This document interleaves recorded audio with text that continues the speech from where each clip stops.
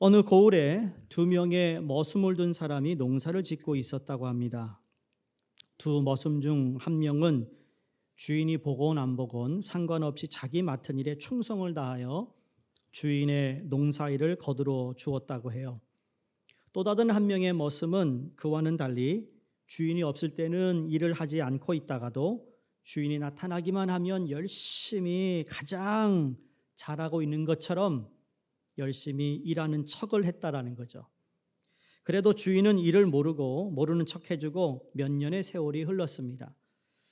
어느 날 주인이 생각하기를 이제는 이 머슴에게 두 명에게 내가 사경을 주기로 하고 그들을 불러야겠다. 그리고 그들을 불러서 이보게 자네들 지금까지 우리 집에서 일하느라고 참 무척 고생이 많았는데 내일은 내가 자녀들에게 사경을 줄 것이니 오늘 마지막으로 새끼를 꼬아주겠나.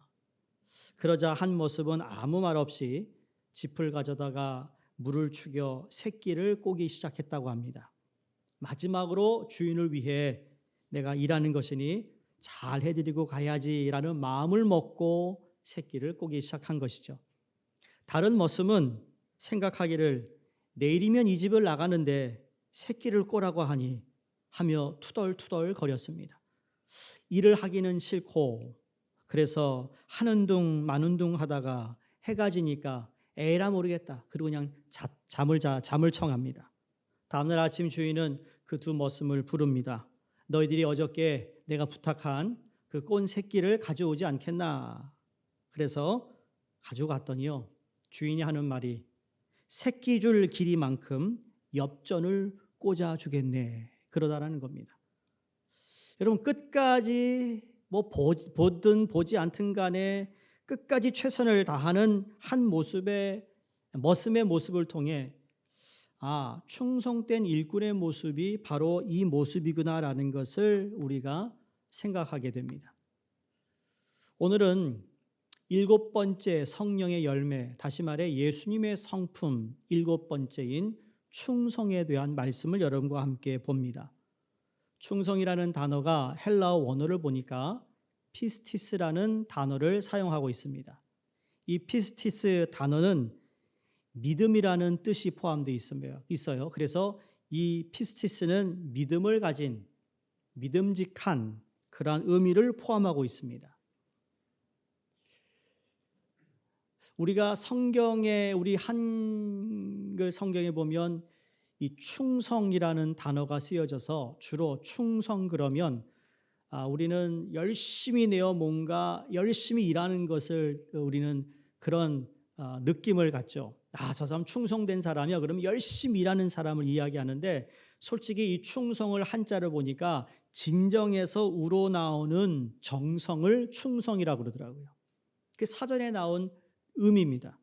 진정성을 가지고 마음에서 우러나와 드리는 정성을 충성이라고 그러더라고요. 그래서 진정성이 있는 것을 이해하는 것이죠. 충성된 사람이라는 건 진정성이 있고 정성이 거기에 함께 포함되어 있다라는 거예요. 우리 헬라어 말에 제가 말씀드린 믿음직하다, 참 믿음이 간다. 이게 영어 성경에도 그렇게 번역되어 있습니다. 충성을 faithfulness라고 기록하고 있어요. faithful이라는 거죠. 다시 말해 영어의 faith, 믿음이라는 것이 이 신실함에 포함되어 있다라는 겁니다. 그런데 구약 성경에서도 그럼 이 충성이라는 단어를 어떻게 표현하고 있을까? 히브리 원어를 보니까 그 충성이라는 단어에도 신실함, 성실, 신뢰가 되고 믿음직하다라는 뜻을 가지고 있다라는 것. 이게 충성의 열매라는 겁니다. 저는 그래서 우리 좀 설명을 좀 나중에 드리겠지만 그냥 제가 성령의 열매 설교 준비하면서 충성이라는 것을 딱 읽었을 때 충성, 왜 이 충성? 이 한국 기독교인들에게 조금 왜곡된 단어 같아요. 잘못 사용하고 있는 단어 같아요. 교회에서 아주 열심히 하면 그게 충성인데 근데 그 열심히 하는 것이 마음에서 우러난 것인지 아닌지 확인할 수가 없어요. 열심히 하면 뭔가 주어진다는 생각에서 열심히 해요. 근데 그래서 직분을 주면 어떻게 되죠? 사람이 이상해져요. 그런 경우가 있어요. 왜 그럴까? 진정해서 마음에 우러난 정성이 아니었다라는 거예요. 다시 말해 안타깝게는 사람에 보이기 위한 충성인 경우가 있었다라는 거죠.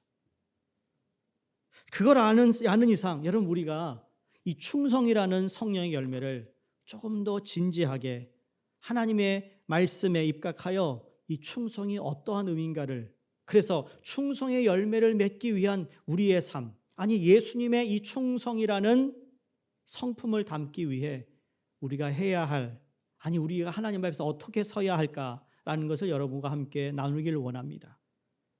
우선 여러분 시편 100편 5절에 보시면 이렇게 시편 기자가 하나님을 이야기하는데, 여호와는 선하시니 그의 인자하심이 영원하고 그의 성실하심이 대대로 이르리로다 그랬습니다.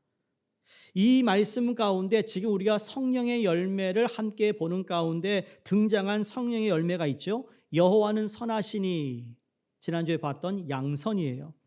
두 번째, 그의 인자하심이 영원하다, 그분은 자비하시다. 그리고 오늘 우리의 주제가 되는 충성, 성실하심이 바로 이 충성을 의미하고 있습니다.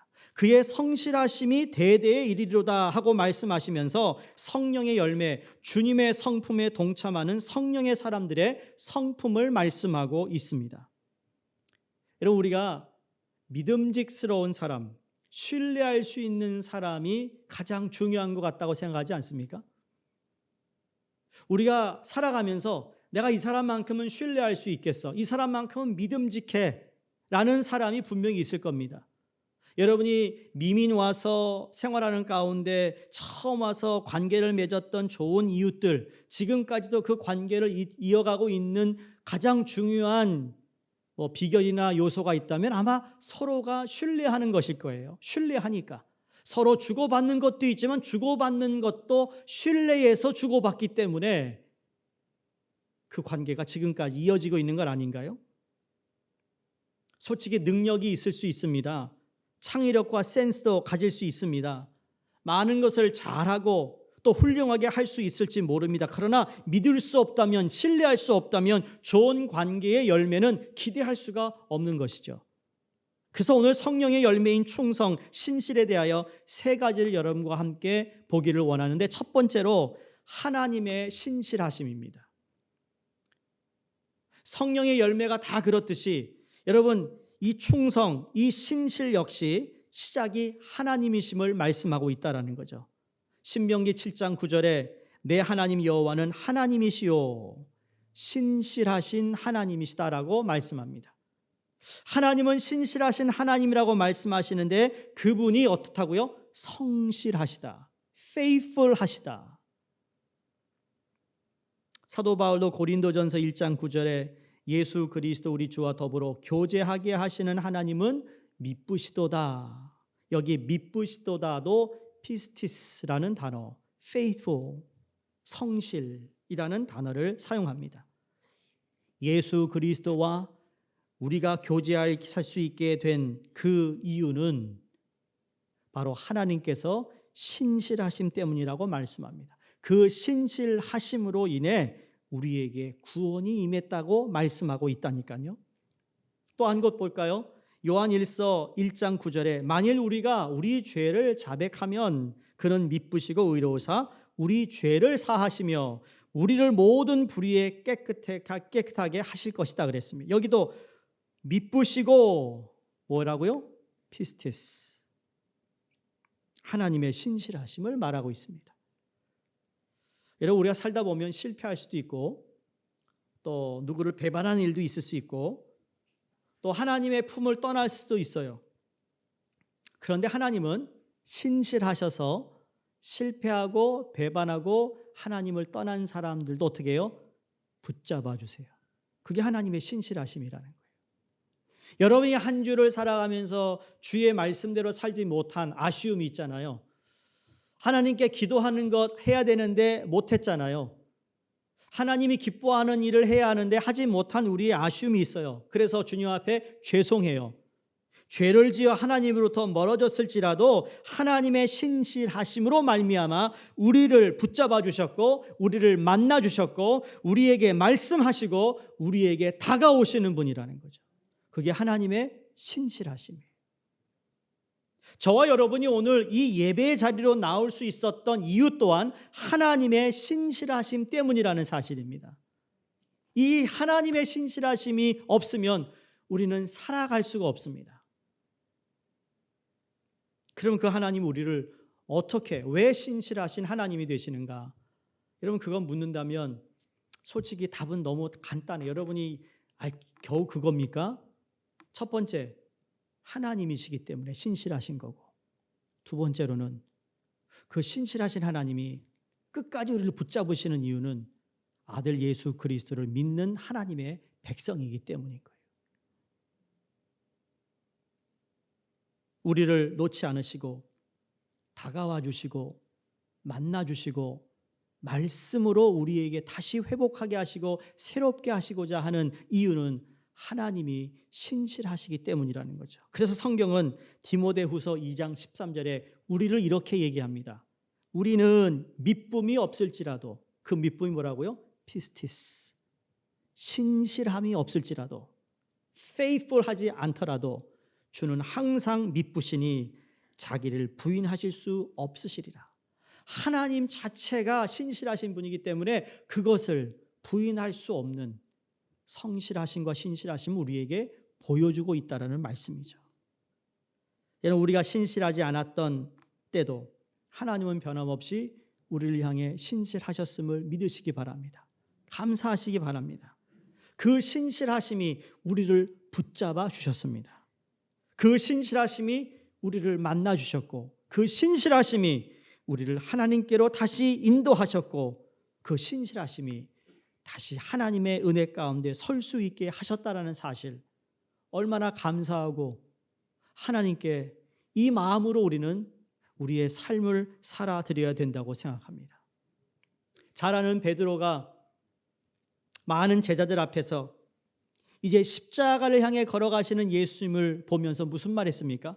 선생님이시여, 여기 있는 다른 제자들은 주님을 떠나갈 때 다 도망가겠지만 나는 절대로 주님을 떠나지 않을 것입니다 라고 장담했습니다. 그런데 어린 종, 어린 소녀, 그 소녀가 얘기했을 때 그 앞에서 3번이나 부인을 했습니다. 난 예수를 모른다고 부인했어요. 그렇게 실패하고 그렇게 배반했던 베드로, 즉 비성실적이고 그리고 신실하지 못했던 베드로를 향해 누가 찾아왔습니까? 예수님께서 찾아오셨습니다. 부활하신 예수님이 찾아오셨어요.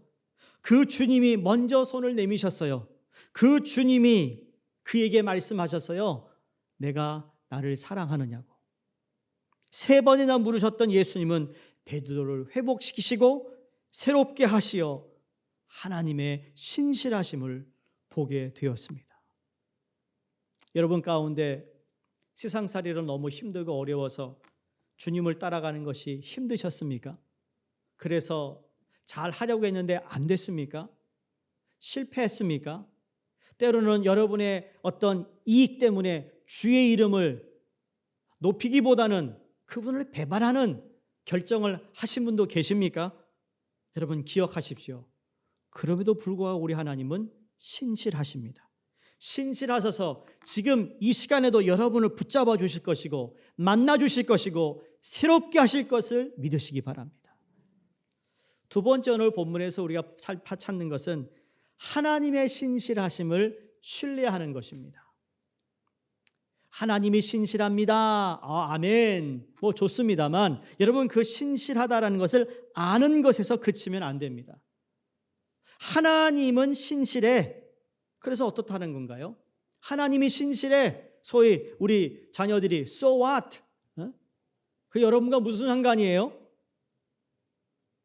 그 신실하신 하나님이 나와 함께 어떠한 그게 어떻다라는 거예요. 무슨 큰 영향을 주는 거예요. 오케이, 뭐 팩트를 알겠지만 그거에 대하여 우리는 어떻게 하느냐? 여러분 그냥 신뢰라는 생각을 그냥 하는 게 아니라 하나님은 신실해 이게 아니고요. 제가 말씀드리고 싶은 것은 이 신실하신 하나님에게 적극적인 반응을 보이는 믿음, 이 신뢰를 우리가 해야 된다는 겁니다. 그분이 성실하신 하나님이시고 신실하신 하나님이기 때문에 나는 그 하나님을 믿습니다 라는 반응을, 적극적인 반응을 보여야 된다는 거죠. 여러분, 신뢰함이 삶 가운데 나타나는 성품인 것이죠. 내가 신뢰하기 때문에 그분이 하시는 말씀에 내가 전적으로 다 따라갈 수 있어요. 내 소유, 내가 가지고 있는 것, 나의 삶, 모든 것을 다 그분께 신뢰하는 거예요. 그래서 어떤 상황 속에서도 내가 그것을 신뢰하기 때문에, 그래서 한국말 성경에서는 이 피스티스를 충성이라고 표현한 것 같아요. 그렇게 번역한 것 같아요.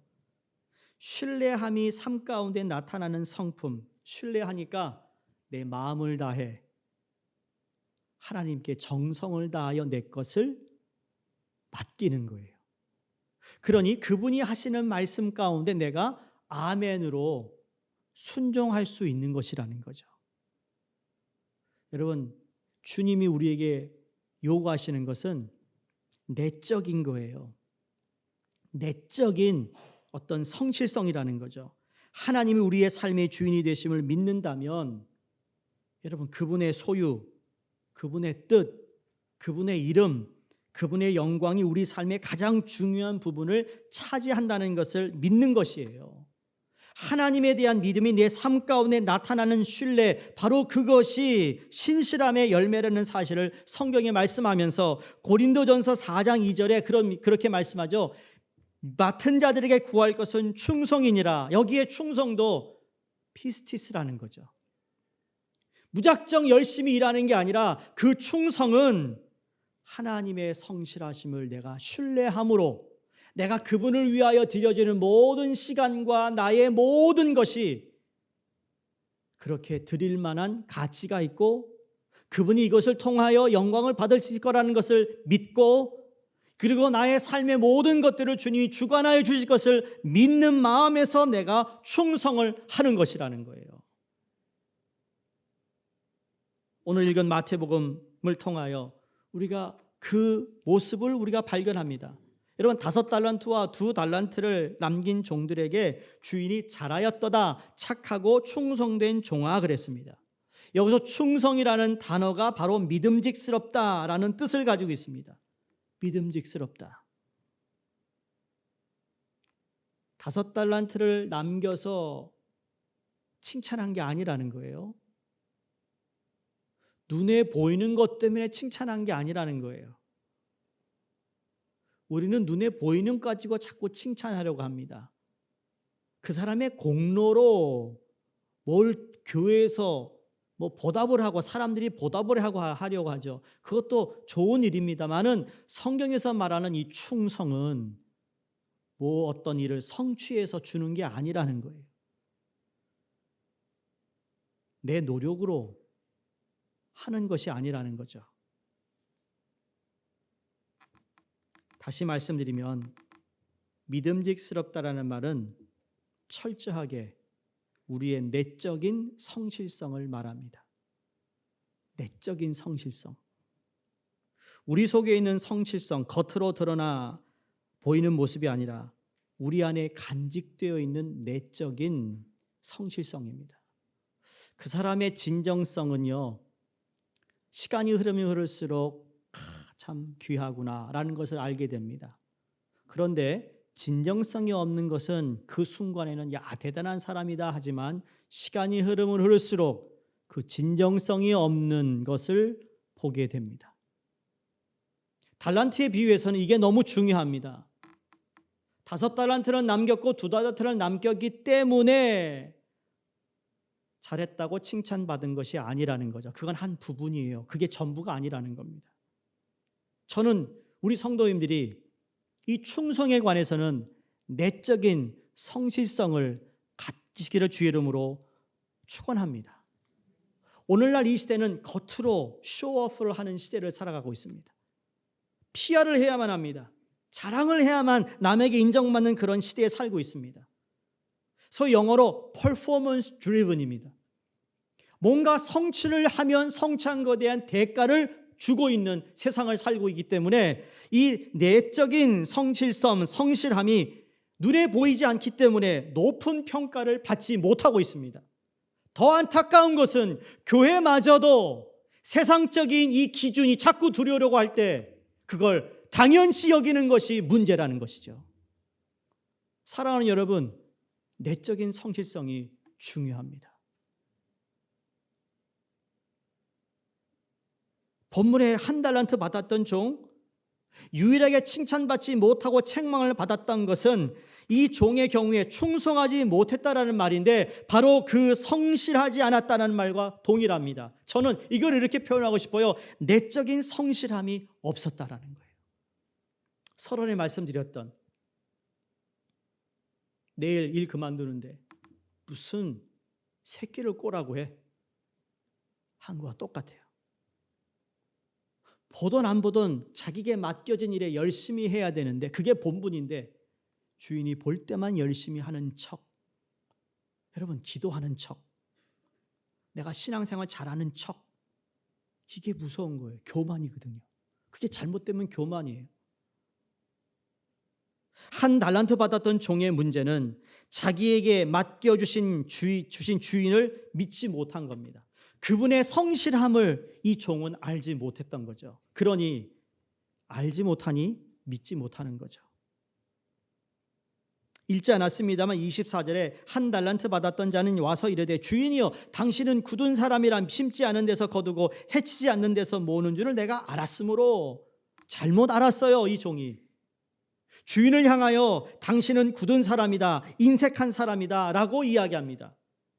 잘 모르겠습니다만 다른 사람에게 비해 5달란트, 2달란트를 받았는데 왜 나에게만 1달란트를 주셨습니까? 그런 의미에서 당신은 짜고 인색한 분입니다 라는 의미가 숨어 있을 수 있겠지만 자신이 알고 있는 주인을 잘 몰랐던 겁니다. 사랑하는 여러분, 여기에 주인은 하나님을 의미하는데 하나님을 아십니까? 하나님은 잘 알아야 합니다. 알기 위해서 하나님 말씀을 가까이 해야 됩니다.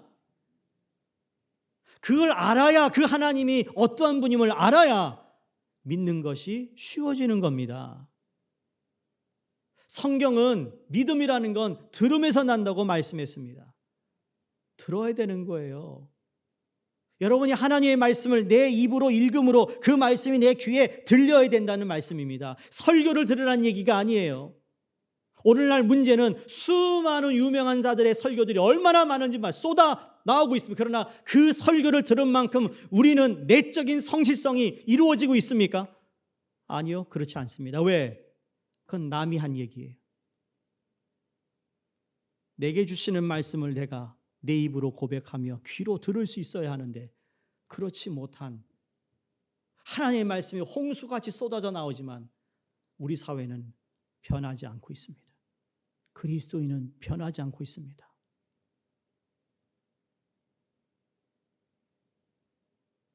때로는 제가 억울하다는 생각을 해봅니다. 어떤 억울함일까?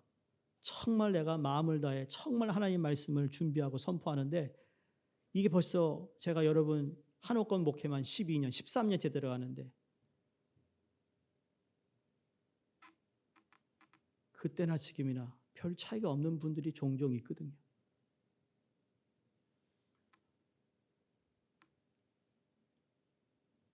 하나님께 그래서 하나님 나 재탕할게. 설교 앞으로 재탕할게요. 했던 거 또 할게 하나님. 또 할게 여러분. 또 그건 또 귀신같이 알아요. 그거 한 거 같은데.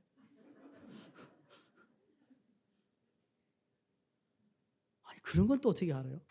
지난주 제가 양선에 대해서 무슨 말씀했습니까?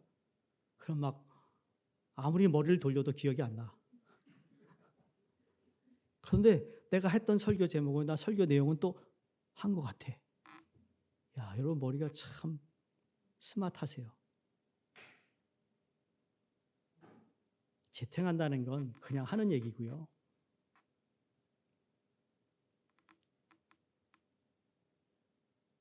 나에게 주어진 사명은 내가 감당해야 할 사명이에요. 목사로서 저도. 그러니 하나님께서 우리 모두에게 주신 달란트 있잖아요. 그 달란트를 가지고 우리가 이런 실수를 하면 안 되는 것이 뭔가 하면 하나님을 부분적으로만 알아요. 교회를 자기 편한 대로 이해하려고 해요. 교회가 계급 사회가 아닌데 말이죠. 교회에서 일어나는 것을 세상 일처럼 내 편 저 편 자꾸 하려고 해요. 편을 가르려고 해요. 그러다 보면 여러분 기준이 누가 되는 줄 아세요? 편을 가르고 있는 내가 기준이 돼요. 그 기준이 된다는 말은 사도 바울이 고린도 교회에 서신을 보냈을 때 바나바파와 베드로파와 바알파가 막 나눠지는 것을 보며 사도 바울이 그들에게 이렇게 얘기합니다. 우리가 언제 바나바 이름으로 세례받았으며 우리가 언제 베드로 이름으로 세례를 받았느냐? 우리 모두는 다 예수 그리스도의 이름으로 세례를 받았으므로 예수파 외에는 없다. 믿으십니까? 교회는요, 예수 믿는 사람, 예수파밖에 없어야 돼요. 우리가 모여 신앙생활하는 인간이니까 이해관계가 있을 수 있고 감정이 들어갈 수 있어요. 그럼에도 불구하고 나보다 못한 사람, 나하고 다른 사람이라 할지라도 예수파만 남아야 되는 거죠. 성실하신 하나님을 신뢰한다면 여러분 내게 1달란트를 주셨던 10달란트를 주셨던 그것은 큰 이슈가 될 것이 아니에요. 왜냐하면 그렇게 주신 하나님께서는 그만한 이유가 있으실 것이고 그렇게 허락하신 하나님을 신뢰하는 것, 이게 우리가 가져야 할 자세라는 거예요. 아, 내게 하나만 주셨어? 하나만 주실 만한 하나님의 타당성을 나는 믿어. 이게 신뢰함이죠. 저 사람에게 5개 주셨어? 그럼 하나님이 저 사람의 5개를 맡길 만한 그 신뢰를 하나님이 하고 계시겠구나. 그러면 되는 거죠. 다른 사람에게는 5달란트를 주셨는데 왜 나에게는 2달란트 주셨고 왜 저 사람이 1달란트를 주었을까? 이런 불평을 가졌을 수 있습니다만 여러분 이런 불평을 가질 때는 딱 한 가지를 생각합니다. 너무 비교했기 때문이에요. 비교의식. 오늘 현대인들이 가지고 있는 병들이 뭐죠? 열등의식, 비교의식. 비교라는 것이 항상 인생을 비참하게 만드는 거 아시죠? 여러분 비교를 자꾸 하는 분들 여러분 인생이 행복하세요? 예수를 믿어도 행복하신가요? 아니요, 행복하지 않습니다. 왜? 항상 나는 불평이에요. 왜? 이게 안 맞다고 생각하니까. 비교하거든요. 아, 저 가정은 저런데 우리 가정은 이렇다. 우리 아이는 저 아이에 비해 왜 이렇게 못할까? 못하는 거 뭐 DNA가 그런데 어떡하겠어요? 그렇게 내 탓으로 생각해야죠.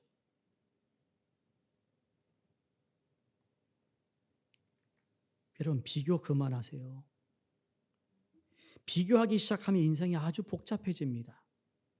저는 이 2달란트 받았던 정도 만약 비교했다면 불평할 수 있는 소지가 얼마든지 있었던 사람입니다. 왜 나는 5개 안 줬냐는 거죠. 쟤는 5개 받았는데. 근데 아시잖아요? 이 세상에는 항상 나보다 더 많이 가진 사람이 존재한다는 겁니다. 나보다 훨씬 잘난 사람들이 존재한다는 거죠. 만약 그들과 비교를 한다면 우리는 늘 비참한 존재가 될 수밖에 없습니다. 그래서 초점을 거기에 맞추는 것이 아니라 하나님께 맞추고 하나님을 바라봐야 될 줄로 믿습니다. 지난주에 여러분이 부탁한 것 중에 하나가 뭐죠? 여러분이 욕심을 자꾸 낸다고 그랬죠? 그 욕심을 한 단계 높이라고 그랬죠? 그래서 무엇을 욕심내라고 그랬죠? 이거 봐. 아버지 어떡합니까? 나 어쩌라고 하나님 정말. 지난주 우리가 뭡니까? 어떤 성령의 열매죠? 6번째가 양선, goodness. 여러분 이 양선을 여러분이 욕심내라고 그랬잖아요.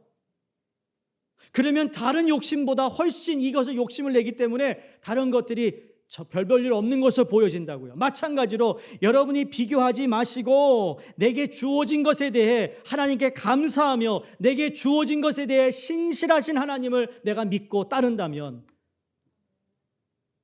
내가 비참해지지 않아요.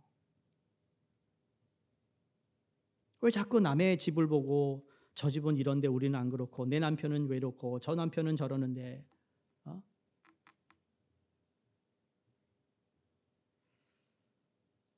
그렇게 되는데 어떡하겠어요? 누가 결정했는데? 다 연애 결혼하지 않았어요?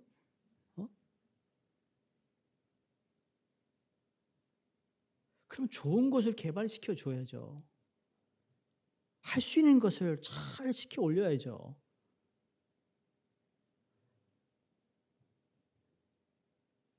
사랑하는 여러분, 비교하지 마시기 바랍니다. 여러분 욕심내고 싶다면, 비교하고 싶다면 신앙생활 잘하는 분을 좀 비교하세요. 신앙생활 못하는 사람하고 비교하지 말라고 열심히 하는 분을 통해 비교하시라고 그러면 그것도 그렇게 좀 같아야지, 페어해야 되지 않겠어요?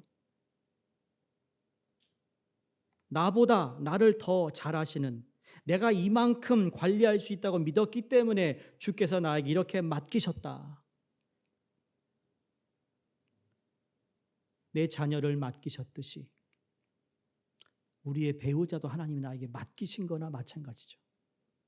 그렇게 생각하시라고. 내게 주어진 직장일도 내게 맡겨주신 거고 주신 이 사업장도 맡겨주신 것이고 믿으십니까? 바로 이것이 신뢰하는 의식이고 이것을 믿음이라고 우리는 말합니다. 하나님의 성실하심을 신뢰하는 저와 여러분이 되시기를 주의 이름으로 축원합니다. 마지막 세 번째로는 시간의 성실함입니다. 시간의 성실함. 하나님의 신실함이 있어요. 그 신실하신 하나님에 대한 우리의 신뢰가 있는데 그 시간의 검증을 통해 삶 가운데 하나님의 성실함이 나타나게 되어 있습니다. 그리고 내가 하나님을 얼마나 신뢰했느냐에 따라 그건 반짝 한번 나타났다 사라지는 것이 아니라 한결같이 오랫동안 계속 끝까지 지속되는 것을 말합니다. 시종일관 변함없는 것 말입니다. 상황과 사건을 포함해서 비가 오나 눈이 오나 그렇게 한결같은 시간을 통해 나타나는 신뢰의 약속, 그것이 오늘 말씀하시는 신실함의 모습이라는 거예요. 우스운 이야기입니다만 부정적인 말이에요. 그런데 이렇게 사람들을 말한대요. 여러분, 아부도 계속하면 충성이래요. 아부를 한 번 하면 한 번 하면 아부라고 하는데 이 아부를 꾸준히 한결같이 끝까지 계속하면 그것도 충성이라니까요. 말이 안 되는데 돼요. 그렇죠?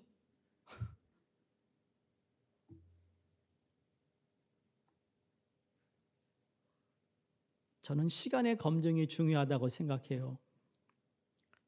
시간의 성실함이란 시간을 통해 검증받는 거예요.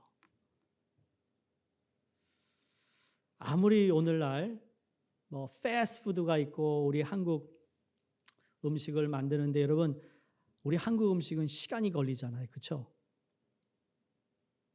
우리 한국 음식은 삭히는 음식들이 많잖아요. 근데 삭히는 음식을 먹기 위해서는 또 우리가 쌀밥을 먹어요. 여러분, 쌀을 싹 씻어가지고 아무리 좋고 아무리 빠른 밥솥에다 밥을 해도 얼마나 걸립니까? 밥이 딱 만들어지기까지 빠르면 얼마나 걸려요? 권사님들 얼마나 걸리죠? 15분이요? 이야, 왜 그 1분이 안 될까? 5분에 왜 안 될까요? 5분은 되는 거였어. 햇반은 5분에 돼요. 그런데 밥은 그렇지 않아요. 근데 보면 밥 하나 짓는데도 15분이라는 것을 경과해야 밥을 먹을 수 있어요.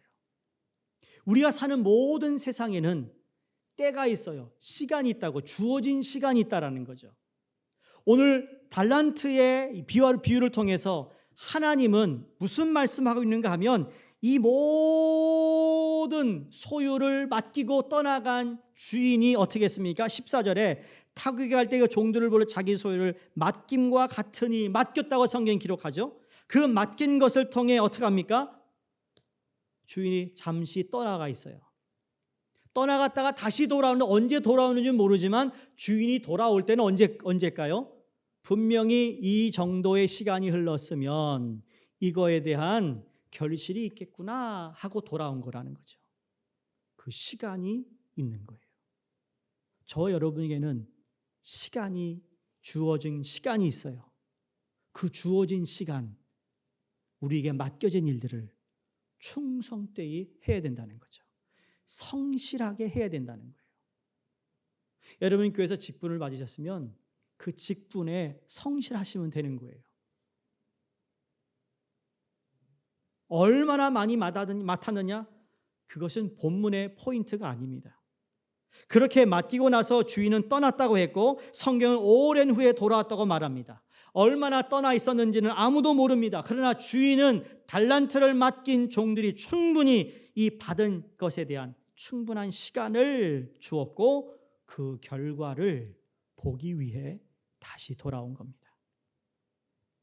그 시간이야말로 종들이 주인의 신실하심을 신뢰하며 열매를 맺기까지 꾸준히 일을 하여 열매를 맺는 시간이 되었던 것입니다. 저는 이 점이 너무나도 중요하다고 생각합니다. 우리에게 맡겨진 시간 말이에요.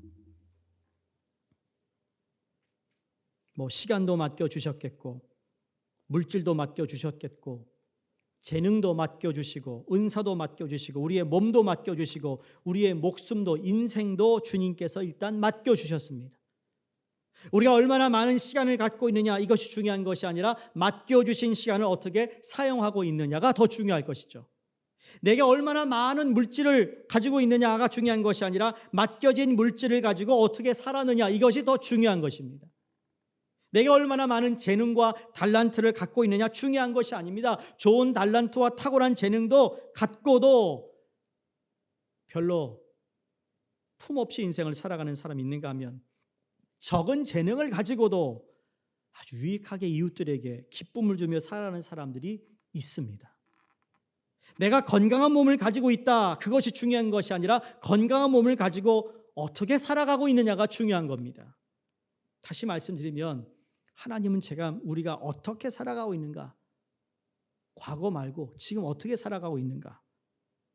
내 인생에 얼마나 많은 기회가 주어졌느냐? 출세할 수 있는 기회, 돈을 벌 수 있는 기회, 권력을 잡을 수 있는 기회, 이 인생에서 얼마나 좋은 기회가 주어졌느냐? 그 기회가 주어졌다는 사실이 중요한 것이 아니고 그 기회를 가지고 어떻게 살았는가이라는 거죠. 본문에서 5달란트와 2달란트를 남겼기 때문에 주인이 칭찬한 것이 아니라고 아까 말씀드렸죠. 남긴 건 그건 사실이에요. 그것도 칭찬받을 만한 거죠. 그런데 주인의 관점은 우리가 열심히 해서 뭔가 주를 위해서 만들어낸 것을 칭찬하는 게 아니고요.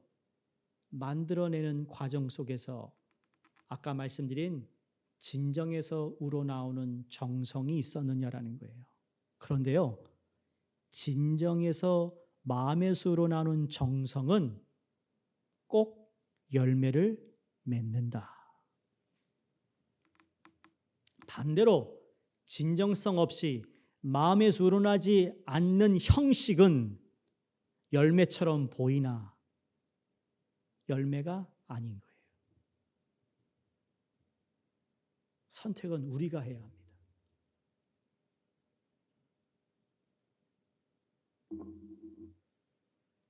열매를 남긴 것도 사실이지만 그것을 행하는 과정에 있어서 주께서 보셨던 것은 그들의 성실함, 주인을 신뢰한 신뢰함.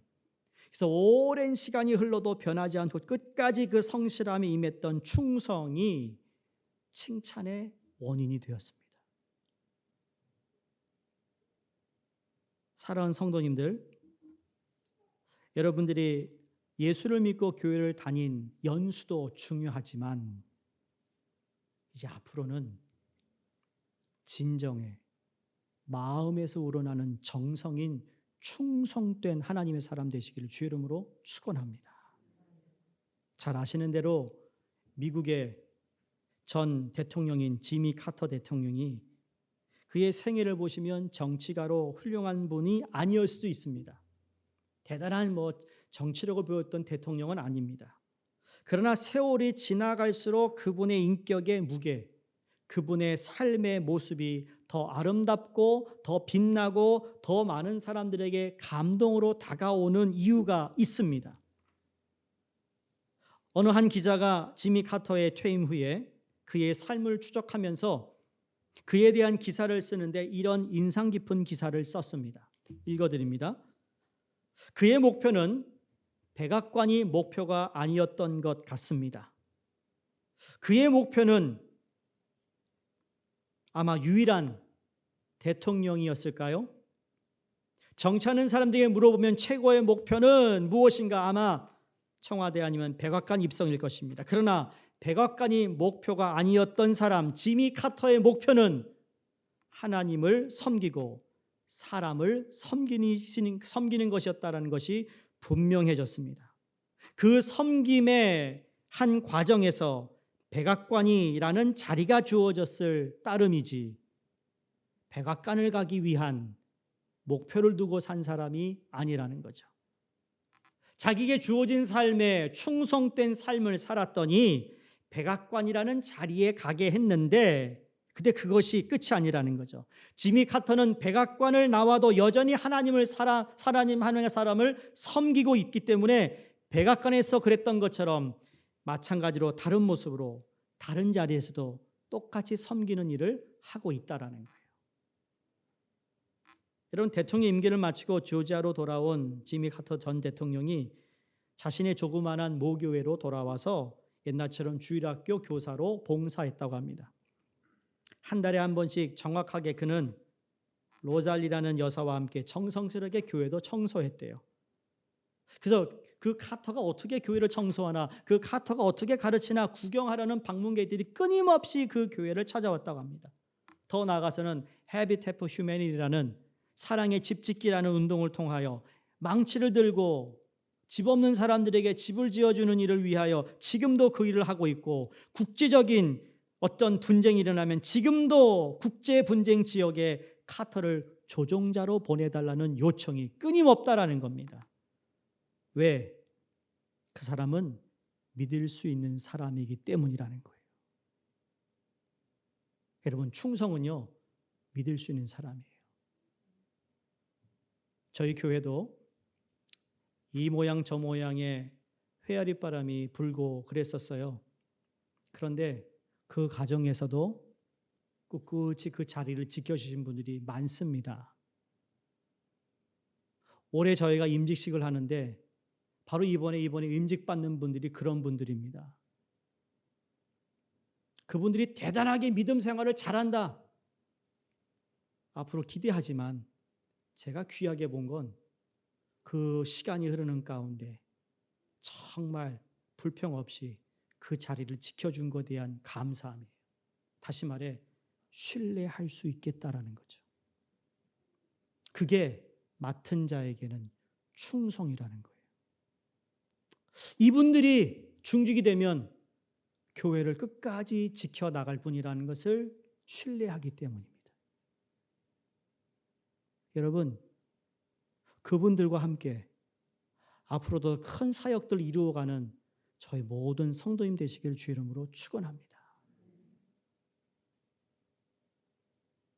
바로 이 성실성, 이 충성, 이분의 인생과 그 어떤 자리가 벼슬이 아니라 소유가 아니라 그 존재, 그가 어떤 사람이 되느냐, 날이 갈수록 그 사람의 인격은, 그 사람의 무게는 더 감동과 아름다움으로 다가온다는 사실, 이것이 존재의식이며 존재의 가치를 두었던 사람의 모습입니다. 부탁합니다. 시간이 흐를수록 성실함이 더해가는 여러분이 되시기를 주 이름으로 축원드립니다. 기도하겠습니다.